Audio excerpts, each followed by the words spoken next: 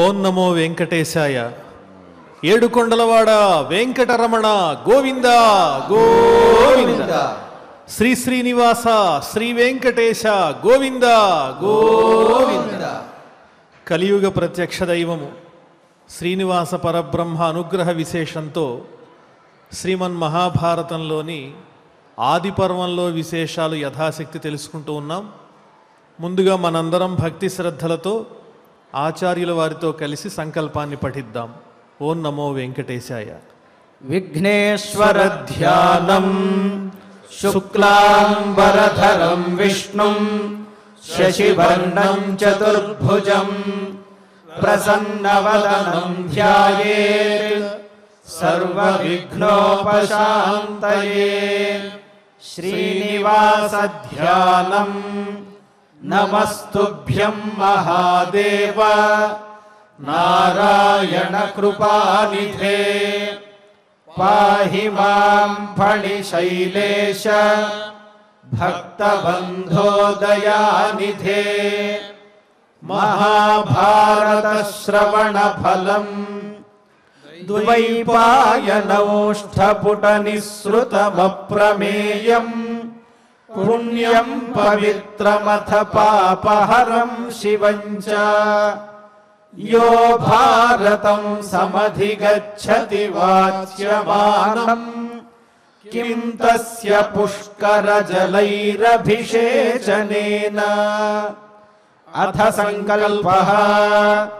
శ్రీమదాదివరాహ క్షేత్రే విరాజమానస్య దేవదేవోత్తమస్య జగద్రక్షణార్థం అవతీర్ణస్య శ్రీమదఖిలాండకోటి బ్రహ్మాండ నాయకస్య శ్రీ వెంకటేశ్వర స్వామినః అనుగ్రహ ప్రసాదేన సర్వేషాం భక్తజనానాం ఆధివ్యాధి నివృత్తి ద్వారా ఆయురారోగ్యైశ్వర్యాభివృద్ధ్యర్థం విశూచికా క్రిమిజనిత సమస్త దుష్ప్రభావ నివారణార్థం సర్వారిష్ట నివృత్తి ద్వారా సకల శ్రేయోభివృద్ధ్యర్థం ధర్మార్థ కామమోక్షాఖ్య చతుర్విధ పురుషార్థ ఫల సిద్ధ్యర్థం వాంగ్మనః కాయ ప్రవర్తిత అనేక జన్మాఘ నిబర్హణార్థం సమస్త పాపక్షయార్థం చ శ్రీమన్మహాభారతే ఆది పర్వణి యథాశక్తి సప్తషష్టితమాధ్యాయాంతర్గత శ్లోక పారాయణం ఆచార్యముఖేన కరిష్యామహే. వ్యాసధ్యానం. వ్యాసం వసిష్ఠనప్తారం శక్తేః పౌత్రమకల్మషం పరాశరాత్మజం వందే శుకతాతం తపోనిధిం. వ్యాసాయ విష్ణురూపాయ వ్యాసరూపాయ విష్ణవే నమో వై బ్రహ్మనిధయే వాసిష్ఠాయ నమో నమః. నారాయణం నమస్కృత్య నరం చైవ నరోత్తమం దేవీం సరస్వతీం వ్యాసం తతో జయముదీరయేత్. ఆది పర్వంలో సంభవ పర్వం అనే అనుపర్వంలోని విశేషాలు మనం తెలుసుకుంటూ ఉన్నాం. 18 పర్వములతో వ్యాస మహర్షి అందించినటువంటి శ్రీమన్ మహాభారతంలో ఉన్నటువంటి సారాంశం ఏమిటి అంటే, కలియుగంలో మానవులందరినీ కూడా ధర్మాన్ని అనుసరించేవారిగా తయారు చెయ్యటం, పరమాత్మ యొక్క గొప్పతనాన్ని వర్ణించి చెప్పటం, ధర్మం అనేది ఎక్కడ ఉన్నదో అది విజయాన్ని సాధిస్తుంది. అధర్మం అనేది ఏనాటికి కూడా గెలవదు అనే విషయాన్ని మనందరికీ కూడా అందమైనటువంటి ఉపాఖ్యానాలతో యథార్థమైన వృత్తాంతాన్ని అందించి మనని మార్చటమే వ్యాస మహర్షిలో ఉన్నటువంటి ఆంతర్యం. అందువల్లనే ఆ శ్రీకృష్ణ పరమాత్మ లీలంతా కూడా శ్రీమన్మహాభారతంలో అంతర్లీనంగా ప్రతిబింబిస్తూ ఉంటుంది. యజ్ఞేశ విశ్వంభరాచ్యుత శ్రవణ మంగళ నామధేయ లోకస్వరూప ఆపన్న భక్త జనార్తి విఖండన. స్వామి, మాకు తెలుసు నీవెటువంటి వాడివో. దేవతలందరూ స్తోత్రం చేస్తూ నీవు సాక్షాత్తు యజ్ఞస్వరూపుడివి, విశ్వాన్ని అంతటినీ కూడా నడిపించేటువంటి వాడవు నీవే కదా, యజ్ఞ ఫలము నువ్వే, వినంగానే ఆనందాన్ని కలిగించేటువంటి మంగళప్రదమైనటువంటి పేరు నీ సొంతం. ఈ లోకమే నీ స్వరూపమై ఉన్నది, లోకాలన్నీ నీలోనే నిలిచి ఉన్నాయి. ఎవరైతే ఆర్తితో కష్టాల్లో ఉండి నిన్ను ప్రార్థిస్తారో వారిని రక్షించటం అనేటువంటిది నీ సహజ లక్షణం. దీనలోకాధార తీర్థపాద విశ్వోద్భవ స్థితిమయ కారణభూత సంతతానంద శశ్వద్విలాస. లోకములన్నింటికీ ఆధారభూతమైనటువంటి వాడవు నీవే, పవిత్రమైనటువంటి తీర్థములన్నింటికీ స్థానభూతుడవు నీవే ఉన్నావు.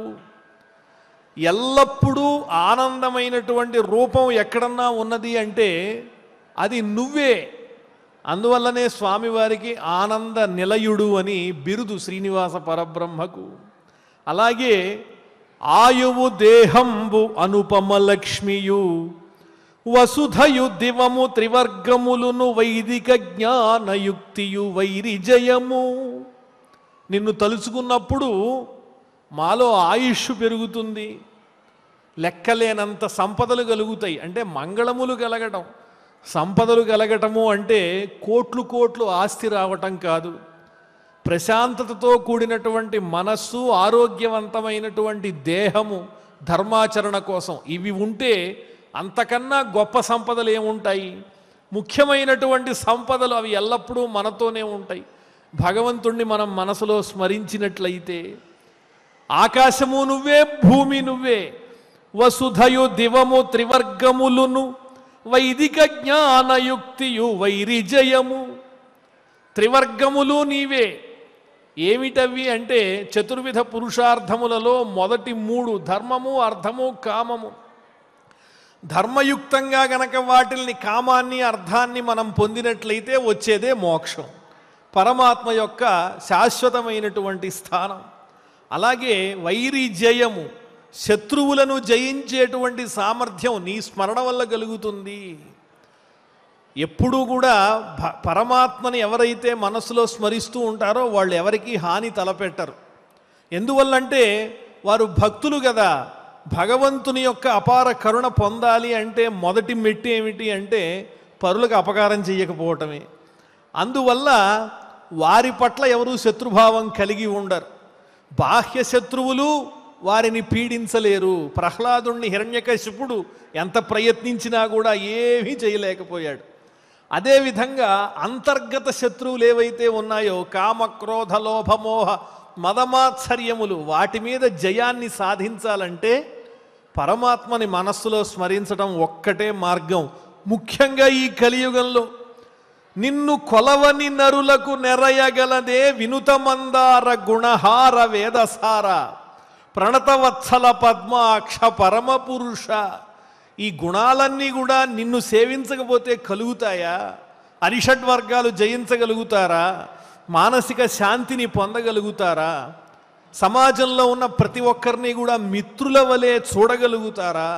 అంతటి సత్వగుణం ఎలా వస్తుంది అంటే నీ స్మరణ వల్లనే వస్తుంది అని దేవతలందరూ ప్రార్థిస్తారు. ఎందువల్లంటే ఇప్పుడు మనం చెప్పుకుంటున్నటువంటి దేవదానవుల యొక్క అంశాలన్నీ భూమిపై మానవులుగా జన్మించటానికి కర్త, కర్మ, క్రియ వెనక ఉండి నడిపించేటువంటి దర్శకుడు ఎవరు అంటే ఆ పరమాత్ముడే. అందువల్ల మనం చేసేటువంటి సంకల్పం అనేటువంటిది పరమాత్మకు ఇష్టమైనదైనట్లయితే తప్పకుండా ఆయన అనుగ్రహం మనకి లభిస్తుంది. మరొక ముఖ్య విషయం ఏంటంటే, మనం ఇప్పుడు చెప్పుకుంటున్నవన్నీ మూలంలో ఉన్నటువంటి యథార్థమైన విషయాలు చెప్పుకుంటున్నాం. అందువల్ల ఎవరెవరు ఏ ఏ అంశాలతో ఈ భూమిపై జన్మించారన్న విషయాన్ని ఒక అధ్యాయం అంతా కూడా వర్ణించారు వ్యాస మహర్షి.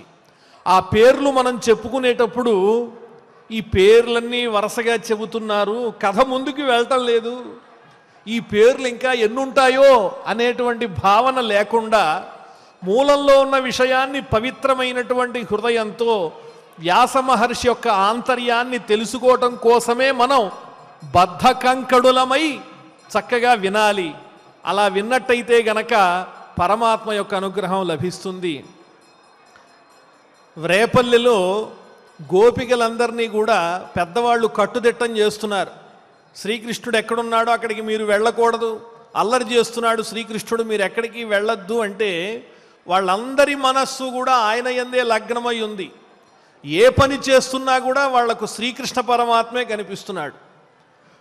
పెరుగు చిలుకుతూ ఉంటే ఆమె పెరుగుని చిలుకుతూనే శ్రీకృష్ణుడి నామాలన్నింటినీ కూడా ధ్యానం చేస్తోంది, పరధ్యానంగా ఉంది. ఇంట్లో ఉన్నవాళ్ళు వచ్చి ఏమిటి పరధ్యానంగా ఉన్నావు, వెళ్ళి పాలు పెరుగు అమ్మి తీసుకురా అని పంపించారు. పంపిస్తే ఆమె అమ్మడానికైతే వెళ్ళింది కానీ ఆమె మనస్సు కృష్ణుని మీద ఉంది. అందువల్ల ఎలా అమ్ముతోంది అంటే పాలు పెరుగు అనకుండా కృష్ణ మధుసూదన అని ఆ శ్రీకృష్ణుని పేర్లు ఉచ్చరిస్తూ వీధుల్లో సంచరిస్తోంది.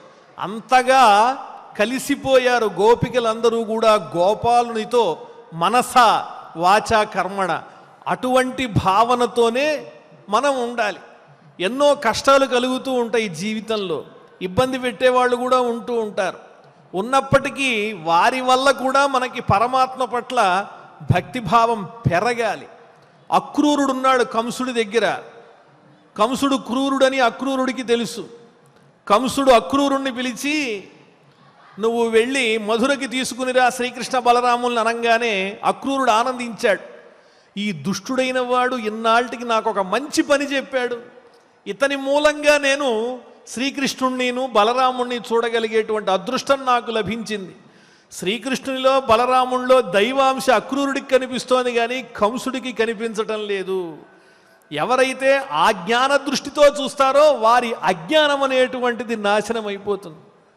అంతెందుకు అన్నమయ్య ఆయన దర్భలు కోస్తూ ఉంటే చెయ్యి తెగి రక్తం కారుతూ ఉన్నది.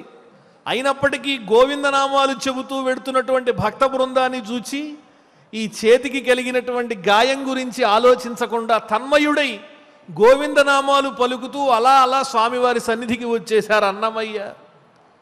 అదేవిధంగా ఇంకొక ఉదాహరణ చెప్పుకోవాలి. మారీచుడు సీతాపహరణం చేయటం కోసం రావణాసురుడు మారీచుడి దగ్గరికి వచ్చి మాయోపాయంతో సీతను అపహరించాలన్నాడు. రాముడితో నువ్వు పెట్టుకోవద్దయ్యా అని చెప్పాడు మారీచుడు. అయినా వింటేగా రావణాసురుడు. సరే నేను చెప్పినట్టు నువ్వు చేస్తావా, నా చేతిలో చస్తావా అని అడిగాడు రావణుడు. నీలాంటి వాడి చేతిలో మరణించటం కన్నా శ్రీరాముణ్ణి మాయ చేసినట్లుగా ఆయన బాణానికి నేను గనక బలైపోతే మోక్షమైనా వస్తుంది అని మారీచుడు ఆ పరమాత్మనే తలుచుకుంటూ ఆ పనిని ఆచరించాడు. ఇవన్నీ చెప్పుకోవడంలో ఉన్న ఆంతర్యం ఏమిటి అంటే, మనం కథాశ్రవణం చేసేటప్పుడు కానీ ఏదైనా ఒక పని ఆచరిస్తున్నప్పుడు కానీ అదంతా కూడా మనకు కష్టాన్ని కలిగిస్తున్న భౌతికంగా బాహ్యంగా మన చుట్టూ ఉన్నటువంటి వాళ్ళంతా కూడా మనని ఇబ్బంది పెడుతున్నట్లు మనకి అనిపించినప్పటికీ అదంతా పరమాత్ముని యొక్క లీల, ఇది భగవంతుని యొక్క అనుగ్రహం కోసమే మనకి కలుగుతోంది అనేటువంటి భావనతో గనక మనస్సుని పరమాత్మతో ఏకం చేయటానికి ప్రయత్నిస్తే, ఎందుకంటే సంసారాన్ని విడిచిపెట్టి దూరంగా వెళ్ళి ఏదో తపస్సు చేసుకునేటువంటి సాధన ఈనాడు ఎవ్వరూ చేయలేరు, ఎక్కడో ఉంటారు మహానుభావు. అందువల్ల మనం చేసే ప్రతి పని కూడా గోపిక ఏ విధంగా అయితే పెరుగు చిలుకుతూ ఆ స్వామిని కీర్తించిందో, అన్నమయ్య ఏ విధంగా తన బాధని లెక్క చేయకుండా గానం చేశారో, దుష్టుడితో సహవాసం ఉన్నప్పటికీ అక్రూరుడు పరమాత్మను ఎలా తెలుసుకోగలిగాడో, నీచుడైన రాక్షసుడైన మారీచుడు రాముని గొప్పతనాన్ని తెలుసుకుని ముక్తి ఎలా పొందాడో అదేవిధంగా మనం ఈ కలియుగంలో ఎన్ని కష్టాల్లో కొట్టుమిట్టాడుతున్నా ప్రతి పని యందు కూడా ఆ పరమాత్మని దర్శిస్తూ గనక ఆలోచిస్తూ గనక మన కష్టాన్ని కానీ సుఖాన్ని కానీ అనుభవించినట్లయితే తక్కువ సమయంలో చాలా తేలికగా పరమాత్ముణ్ణి మనం పొందవచ్చు అని చెప్పేటువంటి ఉపాయమే శ్రీమన్మహాభారతంలో వ్యాస మహర్షి మనకు ఒక చక్కని భక్ష్య పదార్థంలాగా మధురమైనటువంటి భక్ష్యంలాగా అందిస్తున్నారు. అందువల్ల ఇందులో ఉన్నటువంటి వాటిని మనం శ్రద్ధగా శ్రవణం చేద్దాం. ఎవరెవరు ఆలోచిస్తున్నారు వ్యాస మహర్షి? మయూర ఇతి విఖ్యాతః శ్రీమాన్యస్తు మహాసురః సవిశ్వ ఇతి విఖ్యాతః బభూవ పృథివీపతి. గొప్పవాడు, పరాక్రమవంతుడు, బుద్ధిమంతుడు. ఇక్కడ చూడండి వ్యాసుల వారి సంబోధనలు ఎలా ఉన్నాయి. శ్రీమాన్ అంటున్నారు, వాడు రాక్షసుడు. అటువంటి రాక్షసునిలో స్వార్థం అనేటువంటి దుర్బుద్ధి ఉన్నా కూడా వాడిలో మంచి గుణాలు ఉండొచ్చు. ఎవరిని సంబోధించినా కూడా సంస్కారవంతమైన భాష, ఎవరి వంక చూచినా కూడా నమస్కారం చేసేటువంటి చక్కని లక్షణం, హృదయపూర్వకంగా సంభాషించేటువంటి చక్కని ప్రవర్తన, ఇవన్నీ కూడా పరమాత్మకి ఇష్టం. అవన్నీ ఈ సంస్కృత శ్లోకాలు మనం అధ్యయనం చేస్తున్నప్పుడు వారు రాసినటువంటి వ్రాతలలో ఆ సంస్కారం మనకు కనిపిస్తుంది. రాక్షసుణ్ణి కూడా వ్యాస మహర్షి ఎలా వర్ణిస్తున్నారో చూడండి. మయూర ఇతి విఖ్యాతః శ్రీమాన్యస్తు మహాసురః. శోభాయుక్తుడైనటువంటి వాడు గొప్ప రాక్షసుడున్నాడు, అతని పేరు మయూరుడు. ఆ మయూరుడు అనేటువంటి రాక్షసుడు విశ్వుడు అనే పేరుతో ఈ భూమిపై మహారాజుగా జన్మించాడు. పృథివీపతి అని. సుపర్ణ ఇతి విఖ్యాతః తస్మాదవరజస్తు యః కాలకీర్తిరిత ఇతి ఖ్యాతః పృథివ్యాం శోభవన్ నృపః. ఆ తరువాత సుపర్ణుడు అనే పేరు కలిగినటువంటి ఒక రాక్షసుడు ఉన్నాడు. అతడు కాలకీర్తి అనే పేరు కలిగినటువంటి మహారాజుగా జన్మించాడు. చంద్రహంతేతి యస్తేషాం కీర్తితః ప్రవరో సుతః శునకో నామ రాజర్షి సబభూవ నరాధిపః. చంద్రహంత అనే పేరు కలిగిన రాక్షసుడు ఉన్నాడు. ఆ రాక్షసుడు చాలా గొప్పవాడు. శునకుడు అనేటువంటి పేరు కలిగిన మహారాజుగా జన్మించాడు, రాజర్షిగా జన్మించాడు. సామాన్యుడైనటువంటి ఒక రాజులా జన్మించలేదు, రాజర్షి, ఋషితో సమానమైనటువంటి రాజుగా జన్మించాడు. వినాశనస్తు చంద్రస్య య ఆఖ్యాతో మహాసురః జానకిర్నామ విఖ్యాతః శోభవన్మనుజాధిపః. చంద్ర వినాశనుడు అనే పేరు కలిగినటువంటి ఒక రాక్షసుడు ఉన్నాడు. ఆ రాక్షసుడు భూమి మీద జానకి అనే పేరు కలిగినటువంటి మహారాజుగా జన్మించాడు. ఈ జానకి అనేటువంటి పేరు ఎక్కడ కనిపిస్తుందంటే ఉద్యోగ పర్వంలో ఏ విధంగా యుద్ధ సన్నాహాలు చెయ్యాలి అని ఆలోచించేటప్పుడు ద్రుపద మహారాజు వర్ణించినటువంటి పేర్లలో మనకి ఇతని పేరు కనిపిస్తుంది. వాళ్ళంతా సభ చేశారు. అరణ్యవాసం అంతా పూర్తయిపోయింది. 12 ఏళ్ళు అరణ్యవాసం, 1 ఏడు అజ్ఞాతవాసం అన్నీ పూర్తి చేసుకుని తిరిగి వచ్చినటువంటి ధర్మరాజుకు ధర్మబద్ధంగా రాజ్యాన్ని ఇవ్వకుండా ఇంకా బేరసారాలు సాగిస్తూ ఏడిపించడానికి ప్రయత్నిస్తున్నాడు దుర్యోధనుడు. ఏం చెయ్యాలి? వెళ్ళి అడగటమా, యుద్ధం చెయ్యటమా అంటే ద్రుపద మహారాజు చెప్పాడు. మృదుభాషణముల దుర్జన హృదయములు ప్రసన్నతా మహిమ పొందునే ఎల్లిదముగొని అంతంతకు మదమెక్కుంగాక దురభిమానులు పేర్మిన్, దురభిమానము పేర్మిన్. ఎంత చక్కటి పద్యం అంటే ఇది. లోకంలో దీన్ని మనం అన్వయం చేసుకోవాలి తప్పనిసరిగా. మృదువుగా సంభాషించటం, ఇటువంటి లక్షణం కలిగినటువంటి సాత్వికుల యొక్క మంచితనాన్ని దుర్జనులు అంత తేలిగ్గా అర్థం చేసుకోలేరు. దుర్యోధనుడు దుర్జనుడు, దురభిమాని. ధర్మరాజు సాత్వికుడు, మృదుభాషి, ధర్మంకి తెలిసినటువంటి వాడు. అటువంటి ధర్మరాజు యొక్క చక్కని మృదువైన గుణాన్ని గుర్తించలేక దుర్యోధనుడు అంతకంతకు అభిమానం అనే పేరుతో అహంకారాన్ని పెంచుకుని మనస్సులో సోదరుడైనటువంటి ధర్మరాజు పట్ల ప్రసన్నత లేకుండా కీడు చెయ్యాలి అని తలపెడుతున్నాడు. వ్యర్థ ప్రయత్నమే తప్ప మనం ఎంత ప్రయత్నించినప్పటికీ ఆ దుర్యోధనుని యొక్క మనస్సు మారదు అని ద్రుపద మహారాజు పలికి తమ రాజ్యంలో ఉండేటువంటి పురోహితుణ్ణి అక్కడికి రాయబారానికి పంపిస్తాడు. దీర్ఘజిహ్వస్తు కౌరవ్యాయ ఉక్తో దానవర్షభః కాశీరాజః సవిఖ్యాతః పృథివ్యాం పృథివీపతే. దీర్ఘజిహ్వుడనే పేరు కలిగినటువంటి ఒక రాక్షసుడున్నాడు. కౌరవ్య, ఓ జనమేజయ చక్రవర్తి, సావధానంగా వినవయ్యా, నీవు అడిగినట్లుగా పేర్లన్నీ వరుసపెట్టి చెబుతున్నాను, కాస్త శ్రద్ధగా విను, మనసులో ఓపిక చేసుకుని విను. కాశీరాజః సవిఖ్యాతః, ఆ దీర్ఘజిహ్వుడనేటువంటి పేరు కలిగినటువంటి ఆ రాక్షసుడు భూమి మీద కాశీరాజుగా జన్మించాడు.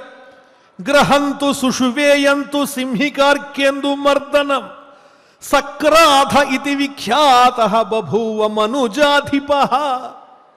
సింహిక అనే పేరు కలిగినటువంటి కశ్యపుని యొక్క భార్య ఉన్నది. ఆమె సంతానమే రాహు అనేటువంటి రాక్షసుడు. ఆ రాహువుని కన్నది ఆ సింహిక. ఎందుకోసం అంటే సూర్యచంద్రుల్ని ఇద్దరిని కూడా మర్దించటం కోసం, వాళ్ళని ఏడిపించటం కోసం ఆ సింహిక కన్నది. ఆ గ్రహస్వరూపుడైనటువంటి రాహువు సక్రాధ ఇతి విఖ్యాతః, క్రాధుడనేటువంటి పేరుతో రాజుగా జన్మించాడు ఈ భూమి మీద రాహువు కూడా. అతడు కౌరవ పక్షంలో యుద్ధం చేశాడు. యుద్ధం చేసి అరివీర భయంకరుడు బాలుడు అయినటువంటి అభిమన్యుని చేతిలో మరణించాడు. అభిమన్యుణ్ణి ఎవరూ పట్టలేకపోయారు. వీరాధి వీరులంతా కూడా అభిమన్యుణ్ణి ఒక్కొక్కరు ఎదిరించలేక ఒక తుచ్చమైనటువంటి ఉపాయాన్ని ఆలోచించి నలుగురైదుగురు కలిసి, ఒకరేమో ధనువును విరగ్గొట్టారు, ఇంకొకరేమో ఆ అభిమన్యుని యొక్క కవచాన్ని ఛేదించారు. అలా అనేక రకాలుగా వెనక నించొకళ్ళు, పక్క నించొకళ్ళు, ముందు నించొకళ్ళు, ఇన్ని రకాలుగా సమూహంగా తయారయ్యి ఆ అభిమన్యుణ్ణి సంహరించారు. పాపం ఆ అభిమన్యుని చేతిలో మరణించినటువంటి వాడు క్రాధుడు అనే మహారాజు. ఇతడు రాహు అనేటువంటి రాక్షసుని యొక్క అంశగా భూమి మీద రాజుగా జన్మించాడు. ధనాయుషస్తు పుత్రాణం చతుర్నాం ప్రవరోసురః విక్షరో నామ తేజస్వీ వసుమిత్రో నృపస్మృతః. ఇంకా ధనాయువు అనే పేరు కలిగినటువంటి కశ్యప ప్రజాపతి భార్య యొక్క సంతానం గురించి తెలియజేస్తూ ఉన్నారు. 4 పుత్రులు, అందులో మొదటివాడైనటువంటి విక్షరుడు అనే పేరు కలిగినటువంటి రాక్షసుడు వసుమిత్రుడనే పేరు కలిగినటువంటి మహారాజుగా భూమి మీద జన్మించాడు. ద్వితీయో విక్షరాద్యస్తు నరాధిప మహాసురః పాండ్యరాష్ట్రాధిప ఇతి ఖ్యాతః ఇతి విఖ్యాతః శోభవన్ నృపః. ఇంకా ధనాయువు యొక్క 2వ సంతానం అతను ఎలా జన్మించాడు అంటే ఈ భూమి మీద అతను కూడా గొప్ప అసురుడే. అతడు పాండ్యరాజుగా జన్మించాడు. బలీవీర ఇతి ఖ్యాతః యస్త్వాసీత్ అసురోత్తమః పౌండ్రమాత్స్యక ఇత్యేవం బభూవ సనరాధిపః. అలాగే వీరుడనే పేరు కలిగినటువంటి రాక్షసుడు అతనెలా జన్మించాడు భూమి మీద అంటే పౌండ్రమాత్స్యకుడు అనే పేరు కలిగినటువంటి మహారాజుగా ఈ భూమి మీద జన్మించాడు. వృత్ర ఇత్యభివిఖ్యాతః యస్తు రాజన్మహాసురః మణిమాన్నమ రాజర్షిః సబభూవ నరాధిపః. ఆ తరువాత వృత్రుడు అనే పేరు కలిగినటువంటి రాక్షసుడు మణిమంతుడనే పేరు కలిగిన మహారాజుగా భూమి మీద జన్మించాడు. ఈ మణిమంతుడనేటువంటి మహారాజు ద్రౌపది స్వయంవరంలో కూడా పాల్గొన్నాడు. వృత్రుడనే రాక్షసుని అంశతో జన్మించాడు.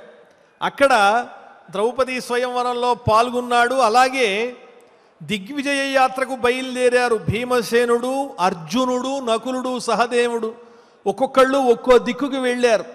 అలా భీమసేనుడు వెళ్ళినటువంటి దిగ్విజయ యాత్రలో అతని చేతిలో ఓడిపోయినటువంటి వాడు ఈ వృత్రుడనే రాక్షసాంశ కలిగిన మణిమంతుడనేటువంటి మహారాజు. ఆ తరువాత క్రోధహంతేతి యస్తస్య బభూవ వరజోసురః దండ ఇత్యభివిఖ్యాతః స ఆసీత్ నృపతిః క్షితౌ. క్రోధహంత అనే పేరు కలిగినటువంటి రాక్షసుడు అతడు ఎలా జన్మించాడు ఈ భూమి మీద అంటే దండు అనే పేరు కలిగిన మహారాజుగా జన్మించాడు. క్రోధవర్ధన ఇత్యేవం యస్త్వన్యః పరికీర్తితః దండధార ఇతి ఖ్యాతః శోభవన్ మనుజర్షభః. ఆ తరువాత మరొక అసురుడున్నాడు. క్రోధవర్ధనుడు అనే పేరు కలిగినటువంటి అసురుడు దండధారుడు అనే పేరు కలిగిన మహారాజుగా జన్మించాడు. ఆ దండధారుడు అనేటువంటి రాజు ద్రోణుని చేతిలో మరణించాడు. ఇవన్నీ కూడా పరమాత్మ యొక్క సంకల్పం చేత జరుగుతున్నటువంటి విచిత్రములే. ఎందువల్లంటే ఆయన గొప్పతనాన్ని ఎన్ని రకాలు తెలుసుకుందామన్నా కూడా ఎవరికీ అర్థం కాదు. ఒక పక్క ఘటోత్కచుడు మరణించి కర్ణుడు వేసినటువంటి శక్తి ఆయుధంతో పాండవ శిబిరంలో అందరూ కూడా విషాదంతో ఉంటే శ్రీకృష్ణ పరమాత్మ మాత్రం శక్తి అనే ఆయుధాన్ని కర్ణుడు ఖర్చు పెట్టేశాడు, అర్జునుడి మీద ప్రయోగించలేదు అనేటువంటి ఆనందాన్ని అనుభవిస్తూ నాట్యం చేస్తున్నాడు. అంటే తన భక్తులైన వాళ్ళు ధర్మానికి నిలబడినటువంటి వాళ్ళ కోసం ఎన్నో ఉపాయాలు చేస్తూ ఉంటాడు. ఆ పరమాత్మని యొక్క లీలా విశేషం తెలుసుకోగలిగిన వాళ్ళు ఎవరు? అందువల్లనే ఆశ్చర్యవద్ వదతి, ఆశ్చర్యవత్ పశ్యతి, ఆశ్చర్యవత్ శృణోతి, శ్రుత్వాప్యేనం వేద నచైవ కశ్చిత్. ఎంత ఆశ్చర్యంగా ఆయన గురించి సంభాషించి వర్ణించినా, అద్భుతమైన రూపాన్ని ఎన్నిసార్లు చూచినా, ఎన్నిసార్లు స్వామి యొక్క గుణములను గురించి విన్నా ఇంకా తృప్తిగా నేను తెలుసుకోలేకపోయాను అనేటువంటి లోటు మనస్సునకు కలుగుతూనే ఉంటుంది. ఆయన ఆచరించేటువంటి ధర్మ సూక్ష్మం అంత లోతుగా గాఢంగా ఉంటుంది. ఆ భూదేవి యొక్క భారాన్ని తొలగించటం కోసం, దుష్టులైనటువంటి వాళ్ళందరినీ శిక్షించి భూమిని రక్షించటం కోసమే ఆ విష్ణువు దేవేంద్రాదుల చేత ప్రార్థింపబడి వాళ్ళందరినీ కూడా దివ్యమైనటువంటి అంశాలతో అవతరింపమని చెప్పి తాను కూడా అవతరిస్తూ ఉన్నాడు. వసుదేవుడు శ్రీకృష్ణ పరమాత్మను తీసుకుని బయలుదేరి వెడుతున్నాడు. మధుర నుంచి పసిపిల్లవాణ్ణి యమునా నదిని దాటాలి.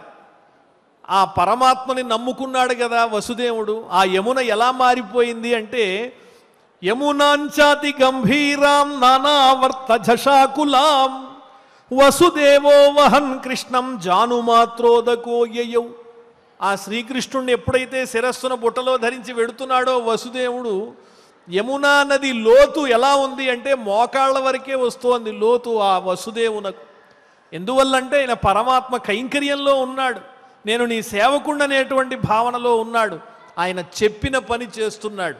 అందువల్ల ఆ పరమాత్మ సంకల్పం వల్లనే ఇదిగో ఈ రాక్షస శ్రేష్ఠులు కానీ దేవత స్వరూపములు కానీ ఈ భూమిపై దివ్యమైనటువంటి మానవుల యొక్క రూపాలతో అవతరిస్తూ ఉన్నారు. ఆ తరువాత కాలేయానాంతు ఏ పుత్రాః తేషామష్టౌ నరాధిపాః జగ్గిరే రాజశార్దూల సమవిక్రమాః. కశ్యప ప్రజాపతి భార్యలలో కాలా అనే పేరు కలిగినటువంటి ఆమె ఉన్నారు. ఆమెకు సంబంధించినటువంటి సంతానాన్ని గురించి వర్ణిస్తున్నారు. ఆమె సంతానం 8 మంది ఉన్నారు. ఆ 8 మంది కూడా మంచి పరాక్రమవంతులు, గొప్ప రాజులుగా ఉద్భవించారు. మగధేషు జయత్సేనః తేషామాసీత్ సపార్థివః అష్టానాం ప్రవరస్తేషాం కాలేయానాం మహాసురః. మగధ రాజ్యంలో జన్మించినటువంటి వాడు ఈ జయత్సేనుడు అనేటువంటి వాడు. అష్టానాం ప్రవరస్తేషాం 8 మంది కాల అనేటువంటి ఆమె యొక్క సంతానంలో పెద్దవాడైన వాడు. ఆ రాక్షసుడే జయత్సేనునిగా జన్మించాడు, కాల యొక్క మొదటి సంతానం. ఆ తరువాత ద్వితీయస్తు తతస్తేషాం శ్రీమాన్ హరిహయోవమః అపరాజిత ఇత్యేవం స బభూవ నరాధిపః. ఇంకా కాల అనేటువంటి పేరు కలిగిన ఆమె రెండవ సంతానం అపరాజితుడు అనే పేరు కలిగినటువంటి మహారాజుగా ఈ భూమిపై జన్మించాడు. అలాగే మూడవ వాడు తృతీయస్తు మహాతేజాః మహామాయో మహాసురః నిషాదాధిపతిర్జజ్ఞే భువి భీమ పరాక్రమః. మూడవ కుమారుడు కాల యొక్క మూడవ కుమారుడు చాలా పరాక్రమవంతుడై జన్మించాడు. నిషాదరాజుగా జన్మించాడు. బోయవాళ్ళందరికీ కూడా అధిపతిగా జన్మించాడు ఆయన. అతడే నిషాదాధిపతి. తేషామన్యతమోయస్తు చతుర్థః పరికీర్తితః శ్రేణిమానితి విఖ్యాతః క్షితౌ రాజరిషి సత్తమః. ఇలా పేర్లు చెబుతూ ఉన్నప్పుడు ఇంకా ఎన్నున్నాయో అనిపిస్తుంది. అయినా కూడా మూలంలో ఉన్నటువంటి విషయాన్ని మనం ఓపికగా తెలుసుకోవాలి. కాబట్టి ఆ శ్లోకంలో ఉన్న విషయాన్ని యథాశక్తి సంక్షిప్తంగా తెలుసుకుందాం. నాలుగవ వాడు కాల అనేటువంటి ఆమె యొక్క నాలుగవ కుమారుడు ఎలా జన్మించాడంటే శ్రేణిమంతుడు అనేటువంటి పేరుతో ఈ భూమి మీద మహారాజుగా జన్మించాడు. ఇతడు కూడా ద్రౌపది స్వయంవరంలో పాల్గొన్నాడు. భీముడు దిగ్విజయ యాత్రకి వెళ్ళినప్పుడు అతని చేతిలో ఓడిపోయాడు. ఇతడు కూడా రాక్షసాంశయే. పంచమస్త్వభవత్తేషాం ప్రవరోయో మహాసురః మహౌజాః ఇతి విఖ్యాతః బభూవేహ పరంతపః. కాల యొక్క ఐదవ కుమారుడు ఎవరైతే ఉన్నారో అతడు మహౌజసుడు అనే పేరుతో భూమి మీద జన్మించాడు.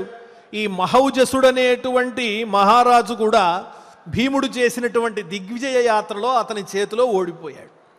షష్ఠస్తు మతిమాన్యో వై తేషామాసీన్ మహాసురః అభీరురితి విఖ్యాతః క్షితౌ రాజరిషి సత్తమః. ఆరవ కుమారుడున్నాడు. అతడు కాల యొక్క ఆరవ కుమారుడు అభీరుడు అనే పేరు కలిగినటువంటి మహారాజుగా ఈ భూమి యందు జన్మించాడు. గొప్ప రాక్షసుడు. సముద్రసేనస్తు నృపః తేషామేవ అభవద్గణాత్ విశ్రుతః సాగరాంతాయాం క్షితౌ ధర్మార్థతత్వవిత్. ఏడవ కుమారుడున్నాడు రాక్షసుడు. అతడు సముద్రసేనుడు అనేటువంటి పేరు కలిగినటువంటి మహారాజుగా భూమి మీద జన్మించి కౌరవ పక్షంలో యుద్ధం చేసినటువంటి వాడు. అలాగే అంతకుముందు భీముని చేతిలో దిగ్విజయ యాత్రలో కూడా ఓడిపోయినటువంటి వాడు. బృహన్నామాష్టమస్తేషాం కాలేయానాం నరాధిప బభూవ రాజా ధర్మాత్మా సర్వభూతహితే రతః. అలాగే ఎనిమిదవ వాడు కుమారుడు కాల అనేటువంటి ఆమె యొక్క కుమారుడు భూమిపై బృహత్ అనే పేరు కలిగినటువంటి మహారాజుగా జన్మించాడు. ఇలా కాల అనే ఆమె యొక్క 8 మంది సంతానం కూడా ఏ ఏ పేర్లతో భూమిపై జన్మించారో అవన్నీ కూడా చెప్పుకున్నాం. ఆ తరువాత కుక్షి అనే పేరు కలిగినటువంటి ఒక రాక్షసుడు పార్వతీయుడు అనే పేరు కలిగినటువంటి రాజుగా జన్మించాడు. కుక్షిస్తు రాజన్ విఖ్యాతః దానవానాం మహాబలః పార్వతీయ ఇతి ఖ్యాతః కాంచనాచల సన్నిభః. ఎలా ఉంటాడు అతను అంటే పోత పోసినటువంటి బంగారం కొండ అన్నంత తేజస్సుతో వెలిగిపోతూ ఉంటాడట. అతడు పార్వతీయుడనేటువంటి మహారాజు. ఇతడు కూడా దుర్యోధనుని పక్షంలోనే యుద్ధం చేశాడు. కుక్షి అనేటువంటి రాక్షసాంశతో జన్మించినటువంటి వాడు. ఆ యుద్ధంలో అర్జునుని చేతిలో మరణించాడు ఆ పార్వతీయుడనేటువంటి మహారాజు. క్రధనశ్చ మహావీర్యః శ్రీమాన్ రాజన్ మహాసురః సూర్యాక్ష ఇతి విఖ్యాతః క్షితౌ జజ్ఞే మహీపతిః. అలాగే మరొక రాక్షసుడున్నాడు. క్రధనుడు అనే పేరు కలిగినటువంటి ఒక రాక్షసుడు. అతడు సూర్యాక్షుడు అనే పేరు కలిగినటువంటి మహారాజుగా ఈ భూమి యందు జన్మించాడు. ఆ తరువాత అసురాణాంతు యస్సూర్య శ్రీమాంశ్చైవ మహాసురః దరదో నామ బాహ్లికో వరసర్వమహీక్షితాం. రాక్షసులలో కూడా సూర్యచంద్రులు ఉన్నారని మనం చెప్పుకున్నాం కదా. అందులో సూర్యుడిగా జన్మించినటువంటి రాక్షసుడు భూమి మీద దరదుడు అనే పేరు కలిగినటువంటి మహారాజుగా జన్మించాడు. ఈ విధంగా యథాశక్తి ఈరోజు మనం కొంతమంది మహారాజుల యొక్క చరిత్రను, భారతంలో చెప్పిన విషయాన్ని, ఏ ఏ రాక్షసులు ఏ ఏ అంశాలతో జన్మించారో అవన్నీ మనం తెలుసుకున్నాము. ఇప్పుడు ఆచార్యుల వారి ఈ శ్లోకాలన్నీ కూడా మన చేత పారాయణ చేయిస్తారు. శ్రద్ధాసక్తులతో పారాయణ చేసి పరమాత్మ యొక్క అనుగ్రహానికి పాత్రలమవుదాం.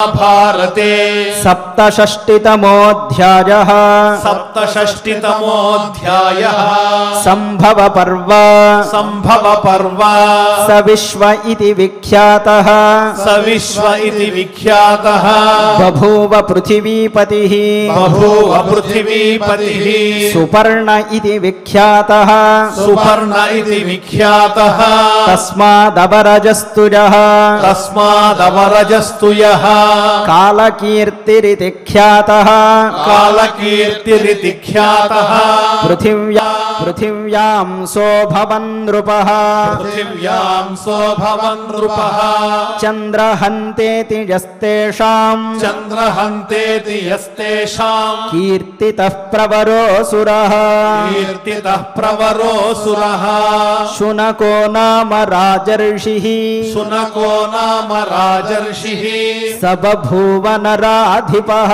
స బభూవ నరాధిపః వినాశనస్తు చంద్రస్య వినాశనస్తు చంద్రస్య య ఆఖ్యాతో మహాసురః య ఆఖ్యాతో మహాసురః జానకిర్నామ విఖ్యాతః జానకిర్నామ విఖ్యాతః శోభవన్మనుజాధిపః శోభవన్మనుజాధిపః దీర్ఘజిహ్వస్తు కౌరవ్యః దీర్ఘజిహ్వస్తు కౌరవ్యః య ఉక్తో దానవర్షభః య ఉక్తో దానవర్షభః కాశీరాజస్స విఖ్యాతః కాశీరాజస్స విఖ్యాతః పృథివ్యాం పృథివీపతే పృథివ్యాం పృథివీపతే గ్రహంతు సుషువేయంతు గ్రహంతు సుషువేయంతు సింహికార్కేందుమర్దనం సింహికార్కేందుమర్దనం సక్రాథ ఇతి విఖ్యాతః సక్రాథ ఇతి విఖ్యాతః బభూవ మనుజాధిపః బభూవ మనుజాధిపః అనాయుషస్తు పుత్రాణాం అనాయుషస్తు పుత్రాణాం చతుర్ణాం ప్రవరోసురః చతుర్ణాం ప్రవరోసురః అక్షరో నామ తేజస్వీ విక్షరో నామ తేజస్వీ వసుమిత్రో నృపస్మృతః వసుమిత్రో నృపస్మృతః ద్వితీయో విక్షరో యస్తు ద్వితీయో విక్షరో యస్తు నరాధిప మహాసురః నరాధిప మహాసురః పాండ్యరాష్ట్రాధిప ఇతి పాండ్యరాష్ట్రాధిప ఇతి విఖ్యాతః శోభవన్ నృపః విఖ్యాతః శోభవన్ నృపః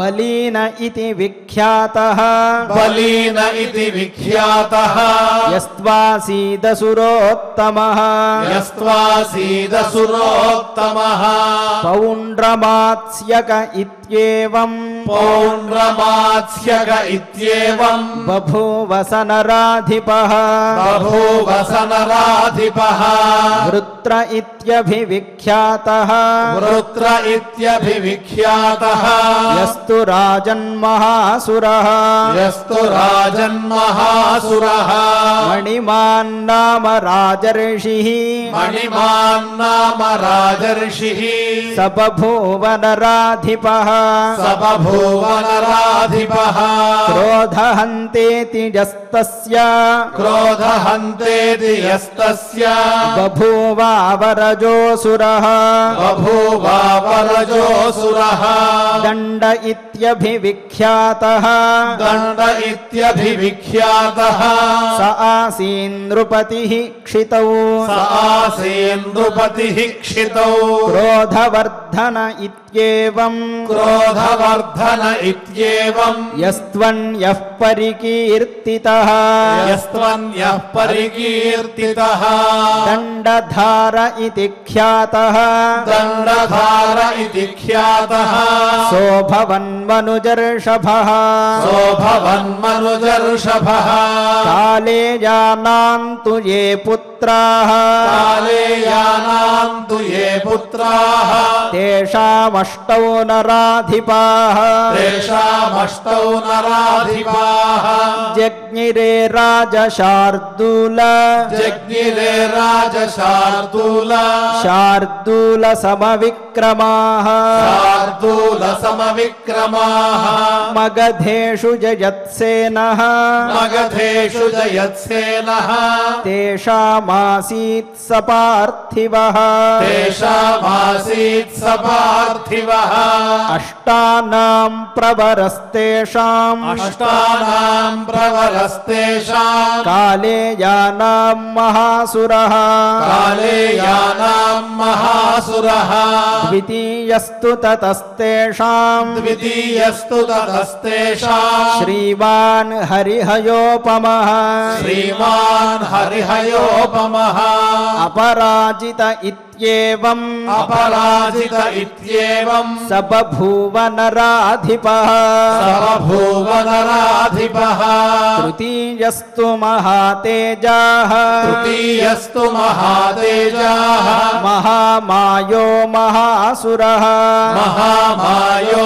महासुरः निषादाधिपतिर्जज्ञे निषादाधिपतिर्जज्ञे भुवि भीमपराक्रमः भुवि भीमपराक्रमः तेषामन्यतमो यस्तु तेषामन्यतमो यस्तु चतुर्थः परिकीर्तितः चतुर्थः परिकीर्तितः श्रेणिमानिति विख्यातः श्रेणिमानिति विख्यातः क्षितौ राजर्षि सत्तमः क्षितौ राजर्षि सत्तमः पञ्चमस्त्वभवत्तेषाम् पञ्चमस्त्वभवत्तेषां प्रवरो यो महासुरः प्रवरो यो महासुरः महौजा इति विख्यातः महौजा इति विख्यातः बभूवेह परन्तपः बभूवेह परन्तपः षष्ठस्तु मतिमान्यो वै षष्ठस्तु मतिमान्यो वै तेषामासीन्महासुरः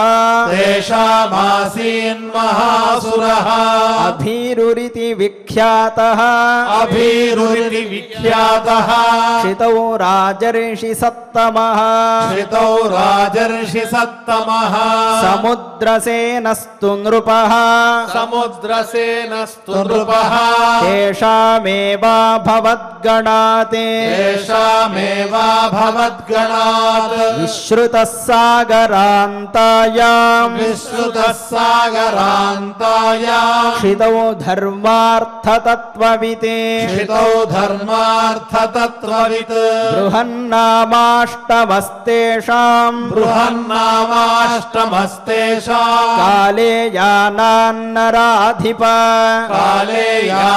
कालेयानान्नराधिपा बभूव राजा धर्मात्मा बभूव राजा धर्मात्मा सर्वभूतहिते रतः सर्वभूतहिते रतः कुक्षिस्तु राजन् विख्यातः कुक्षिस्तु राजन् विख्यातः दानवानां महाबलः दानवानां महाबलः पार्वतीय इति ख्यातः पार्वतीय इति ख्यातः काञ्चनाचलसन्निभः काञ्चनाचलसन्निभः क्रथनश्च महावीर्यः क्रथनश्च महावीर्यः श्रीमान् राजन्महासुरः श्रीमान् तान् राजन्महासुरः सूर्याक्ष इति विख्यातः सूर्याक्ष इति विख्यातः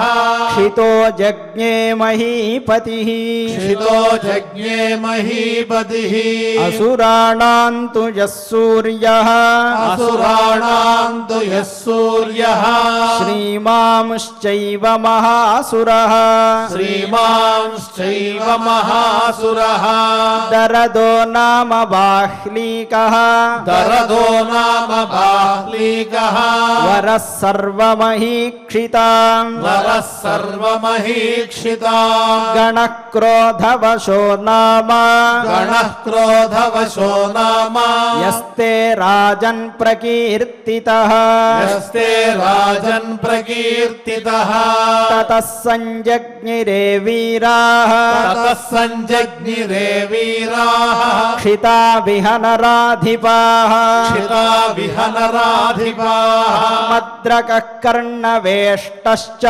मद्रकः कर्णवेष्टश्च सिद्धार्थः कीटकस्तथा सिद्धार्थः कीटकस्तथा భక్తి శ్రద్ధలతో పారాయణ కార్యక్రమాన్ని పరిపూర్ణం చేసుకున్నాం. ఇప్పుడు ఆచార్యుల వారు విలక్షణమైన అంశాన్ని అందిస్తారు. శ్రద్ధాసక్తులతో శ్రవణం చేసి భగవానుని అనుగ్రహానికి పాత్రలమవుదాం. ఓం నమో వెంకటేశాయ. నమోస్తు తే వ్యాస విశాలబుద్ధే. విశాలబుద్ధి అయిన వ్యాసుల వారికి నమస్కారం చేసుకుంటూ స్వామివారిని స్మరణం చేసుకుంటూ గత 2 రోజులుగా మనం చెప్పుకున్న అంశాన్ని ఒక్కసారి స్మరించి ఈనాటి ప్రహేళికలోకి వెళ్దాం. మనోవాక్కాయాలలో కపటం లేకుండా ఆర్జవంతో మెలిగినట్లయితే అలాంటి వ్యక్తి స్వర్గానికి వెళ్తాడు అని మనం గత భాగాల్లో చెప్పుకున్నాం. సత్యం స్వర్గస్య సోపానం అన్నట్లుగా ఆర్జవం కూడా స్వర్గానికి సోపానమే, కపటం లేకుండా మెలగడం. మనకి వ్యాసుడు ఏది చెప్పినా కూడా భారతంలోనే ఉదాహరణ కూడా ఇస్తూ ఉంటాడు. ఆర్జవంతో ఉన్నవాడు ఎవరంటే ధర్మరాజే. అందరూ వారికి వారు ధర్మరాజు అనుకుంటే అది వేరు. కలలోనే రాజసూయాభిషేకం వారికి వారు చేసుకుని తమని తామే యుధిష్ఠిరులుగా ప్రకటించుకుని అందరినీ ధార్తరాష్ట్రులుగా చూస్తూ ఉంటే ఆ కథ వేరు. అలాంటి వారు కాదు. ధర్మరాజులో ఉండే లక్షణం ఆర్జవం. బయటికి ఒకటి లోపలొకటి ఉంటే తెలిసిపోతూ ఉంటుంది. అలా కాకుండా కపటం లేకుండా నిష్కాపట్యంతో ఉంటే స్వర్గం కలుగుతుంది అని మనం తెలుసుకున్నాం. తర్వాత ఈనాటి ప్రహేళికలో పరిశీలన చేస్తే ఉమాదేవి అడుగుతోందట, ఇమే మనుష్యా దృశ్యంతే ఊహాపోహ విశారదా జ్ఞాన విజ్ఞాన సంపన్నా ప్రజ్ఞావంతోర్థకోవిదా దుష్ప్రజ్ఞాశ్చాపరే దేవ జ్ఞాన విజ్ఞాన వర్జితా కేన కర్మ విశేషేణ ప్రజ్ఞావాన్ పురుషో భవేత్. పరమేశ్వర, ఇమే మనుష్యా దృశ్యంతే. ఈ కనిపించేటువంటి మనుష్యుల్లో కొంతమంది ఊహాపోహ విశారదా, ఊహాపోహ విశారదులైన పండితులు కనబడుతున్నారు అంటుంది. ఇక్కడ ఊహ అపోహ అంటే మనం చెప్పుకునేటువంటి అర్థం కాదు. ఊహ అంటే సిద్ధాంతం, అపోహ అంటే పూర్వపక్షం. ఇవన్నీ శాస్త్రాల్లో వస్తాయి. అంటే శాస్త్రజ్ఞానం ఉన్నటువంటి పండితులు కొంతమంది కనబడుతున్నారు. జ్ఞాన విజ్ఞాన సంపన్నా ప్రజ్ఞావంత అర్థకోవిదా, వారంతా బుద్ధిమంతులయ్యా. మరికొంతమంది మనుష్యులు ఉన్నారు. వీళ్ళు ఎలాంటి వాళ్ళు అంటే దుష్ప్రజ్ఞాశ్చాపరేదేవ జ్ఞాన విజ్ఞాన వర్జితా, జ్ఞాన విజ్ఞాన వర్జితులై దుష్ప్రజ్ఞతో అంటే శాస్త్రము లేదు, వేదము లేదు, ఈశ్వరుడు లేడు అని కొంతమంది ఉంటారు కదా. అసలు ఇలాంటి వాళ్ళంతా ఏ కర్మ చేత ఇలా జన్మిస్తున్నారు? ఇది ఒకటైతే ఏ కర్మ వల్ల పురుషుడు బుద్ధిమంతుడవుతాడు అని ప్రశ్న వేసింది. బుద్ధిమంతుడవుతాడు అంటే కొంతమంది పుట్టుకతోనే పండితులవుతూ ఉంటారు కదా. ఇలాంటి పాండిత్యం వీళ్ళకి ఇంతకుముందు జన్మల్లో ఏం చేస్తే వచ్చింది అని ప్రశ్న వేసింది. అడిగితే దానికి పరమేశ్వరుడు చెప్పిన సమాధానం, బ్రాహ్మణాన్ వేద విదుష సిద్ధాన్ ధర్మవిదస్తథా పరిపృచ్ఛంత్యహరహ కుశలా కుశలం తథా వర్జడంతః అశుభం కర్మ సేవమానా శుభం తథా లభంతే స్వర్గతిం ప్రాప్య ఇహలోకే తథా సుఖం అంటారు. పెద్దవాళ్ళని నిరంతరం సేవిస్తూ ఉంటేట, అంటే వాళ్ళ దగ్గర నుంచి సేవ చేసి ప్రశ్న అడిగి అనేక విధాలైన జ్ఞానాన్ని తెలుసుకుంటూ ఉంటే ఆ ఫలితంగా మరుసటి జన్మలో అతడు పుట్టుకతోనే గొప్ప పండితుడు అవుతాడు అని, అంటే కాసింత ప్రయత్నం చేయగానే గొప్ప పండితుడు అవుతాడు అని చెప్పారు. ఇక్కడే చాలా గొప్పదైనటువంటి మనకి ఒక సూచన పట్టుకోవాలి. ఈ జన్మలో మనం ఏదో ఒక దానికోసం ప్రయత్నం చేస్తున్నాం అనుకోండి, అది సవ్యమైనదయ్యి ఉండాలి. ఆ ప్రయత్నం చేసి మనం పొందలేము అని నిరాశ పడకూడదట. ఎవడు ఈ జన్మలో గొప్ప స్థానాన్ని పొందినా కూడా దానికి బీజాలన్నీ కూడా అనేక జన్మల నుంచి వేసుకుంటూ వస్తారు. అంతే తప్ప ఒక్క పెట్టున ఎవరెవరు. ఒకానొక సిద్ధపురుషుడు కనిపిస్తాడు, ఒకానొక యోగి ఉంటాడు, ఒక సంగీత విద్వాంసుడు ఉంటాడు, ఒక ఆటగాడు ఉంటాడు. ఇవన్నీ కూడా ఒక్క రోజులో వచ్చేటువంటివి కావు. వీళ్ళకి జన్మజన్మలుగా వచ్చిన సంస్కార బలం వల్ల ఇప్పుడు పొందుతారు. అలా లేదు అనుకుందాం. ఒకసారి పరిశీలించండి, ఇద్దరూ ఒకే ప్రయత్నం చేస్తారు. సచిన్ టెండూల్కర్తో ఆడేవాళ్ళు చాలామంది ఉన్నారు, మరి అందరూ ఎందుకు కాలేకపోయారు? త్యాగయ్యతో సమకాలీకులైన విద్వాంసులు అందరూ ఉన్నారు, మరి త్యాగయ్యలాగా ఎందుకు కాలేకపోయారు? ఏ రంగంలోనైనా, విషయానికి బహిహి వెళ్ళి మాట్లాడట్లేదు, ఏ రంగంలోనైనా సరే ఒకే ప్రయత్నం చేస్తున్నా ఒకే ఫలితం ఎందుకు రావట్లేదు అంటే ఇద్దరి యొక్క కర్మ ఒకటి కాదు, అనేక జన్మల యొక్క సంసర్గం వల్ల వాళ్ళకి అది ఈనాడు ఫలిస్తూ ఉంటుంది. అందువల్ల వీళ్ళు ఉన్నట్టుండి ఇలా గొప్ప వ్యక్తులుగా కనబడుతూ ఉంటారు అని చెప్పారు. దీన్ని చూసి మనమేమనుకుంటామంటే మనం ఇలాంటి స్థితిని పొందలేమేమో కదా అని భావన చేస్తూ ఉంటాం. అలా భావించకూడదు అని శాస్త్రంలో చెప్పారు. నీకేది కావాలో, నువ్వు ఏమనుకుంటావో నువ్వు అదే అవుతావు. దానికోసం తదేక నిష్ఠతో ప్రయత్నం చెయ్యాలి అని మనకి పరమేశ్వరుడు బోధించాడు. ఆ తర్వాత సచేన్ మానుషతాంయాతి మేధావి తత్ర జాడితే శృతం ప్రజ్ఞానగుణ్యస్య కళ్యాణముపజాడితే అన్నాడు. ఒకవేళ గతంలో గనక తాను గొప్పదైనటువంటి విద్యాభ్యాసాన్ని పెద్దల దగ్గర పరిచర్యని చేసి మరణిస్తే అలాంటివాడు ఎలా పుడతాడయ్యా? గీతలో చెప్పిన మాట, అది కూడా ఒక యోగం. శుచీనాం శ్రీమతాంగేహే యోగభ్రష్టో విజాడితే, మళ్ళీ గొప్పవాడై పుడతాడు అని చెప్పారు.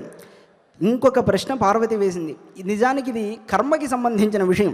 జాత్యంధాశ్చాపరేదేవ రోగార్తాశ్చాపరే తథా నరా క్లీబాశ్చ దృశ్యంతే కారణం బ్రూహి తత్రవై.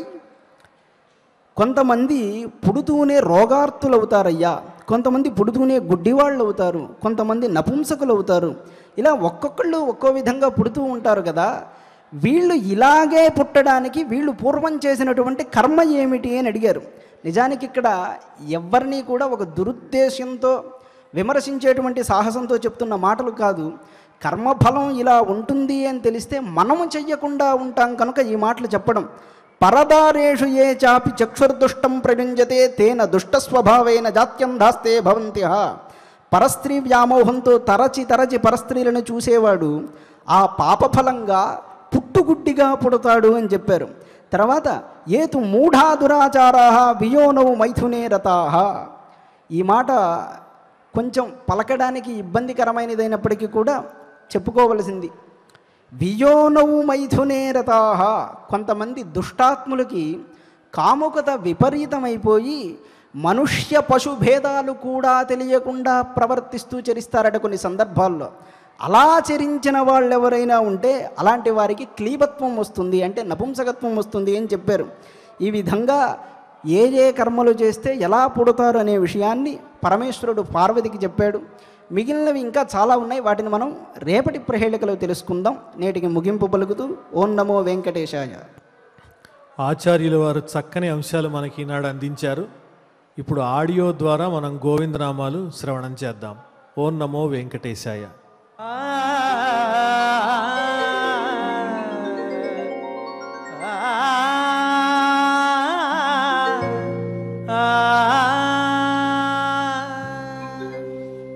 శ్రీ శ్రీనివాస గోవింద, శ్రీ వెంకటేశ గోవింద,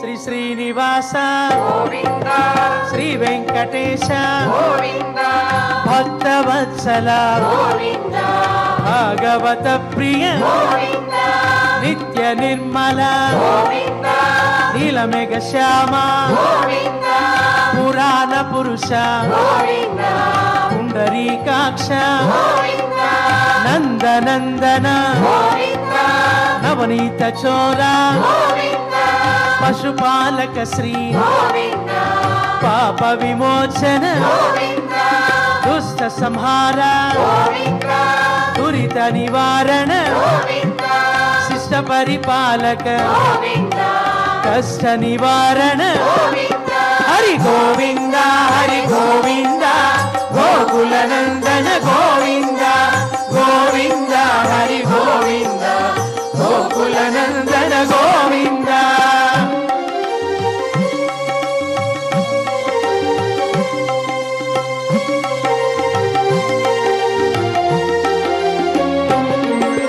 వజ్రమకుటధర వరాహమూర్తి గోపీ జనలోల గోవర్ధనోద్ధార దశరథ నందన దశముఖమర్దన పక్షి వాహన పాండవ ప్రియ మత్స్య కూర్మా మధుసూదన హరి వరాహ నరసింహ వామన భృగురామ బలరామానుజ బౌద్ధ కల్కిధర వేణుగాన ప్రియ వెంకటరమణ హరి గోవింద హరి గోవింద గోకుల నందన గోవింద గోవింద హరి గోవింద గోకుల నందన గోవింద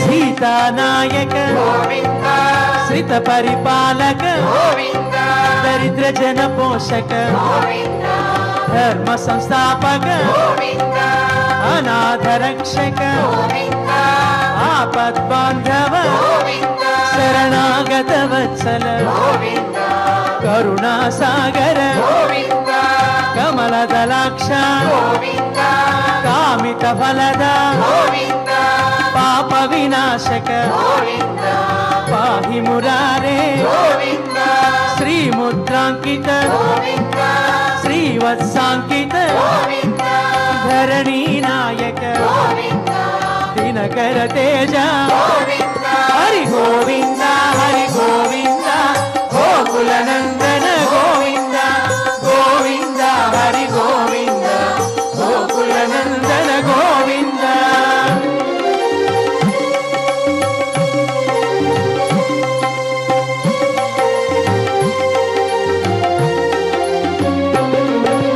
పద్మావతి ప్రియ ప్రసన్నమూర్తి అభయహస్త అక్షయ వరద శంఖ చక్రధర సార్క్య గదాధర విరజాతిర్దస్థ విరోధి మర్దన సాలగ్రామధర సహస్రనామ లక్ష్మీ వల్లభ లక్ష్మణాగ్రజ కస్తూరి తిలక కాంచనాంబరధర గరుడ వాహన గజరాజ రక్షక హరి గోవింద హరి గోవింద గోకుల నందన గోవింద గోవింద హరి గోవింద గోకుల నందన గోవింద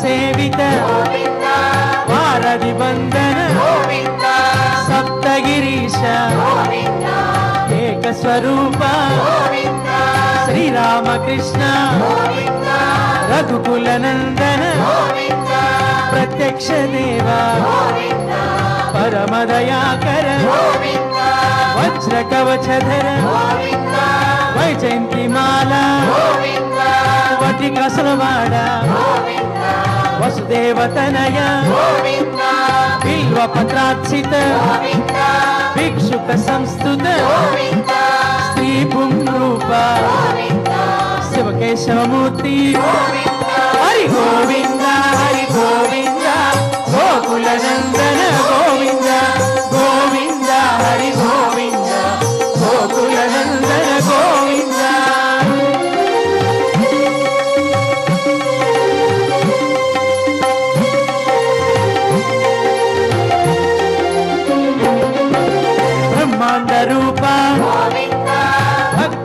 రక్షక నిత్య కళ్యాణ నీరజనాభ అతి రామ ప్రియ హరి సర్వోత్తమ జనార్దన మూర్తి జగత్ సాక్షి రూప అభిషేక ప్రియ ఆపన్నివారణ రత్న కిరీట రామానుజనుత స్వయం ప్రకాశ ఆశ్రిత పక్ష నిత్య శుభప్రద నిఖిల లోకేశ హరి గోవింద హరి గోవింద గోకుల నందన గోవింద గోవింద హరి గోవింద గోకుల నందన గోవింద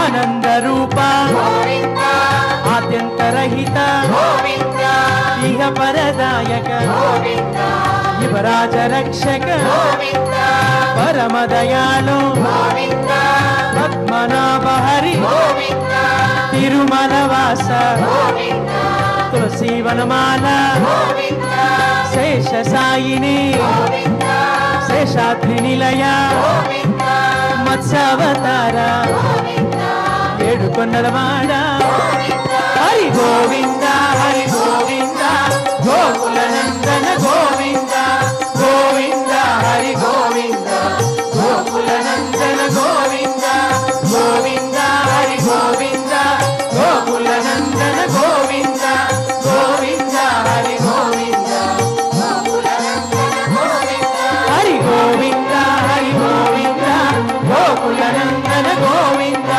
గోవింద హరి గోవింద గోకుల నందన గోవింద గోకుల నందన గోవింద గోకుల నందన గోవింద. శ్రద్ధాసక్తులతో గోవిందనామాలు శ్రవణం చేశాము, గానం చేశాం. ఇప్పుడు ఆచార్యుల వారితో కలిసి క్షమా ప్రార్థనాదులు పలుకుదాం. అథ క్షమా ప్రార్థనా యదక్షరపదభ్రష్టం మాత్రాహీనం చ యద్భవేత్ తత్సర్వం క్షమ్యతాం దేవ నారాయణ నమోస్తుతే. అథ లోకక్షేమ ప్రార్థనా సర్వే భవంతు సుఖినః సర్వే సంతు నిరామయాః సర్వే భద్రాణి పశ్యంతు మా కశ్చిద్ దుఃఖభాగ్ భవేత్.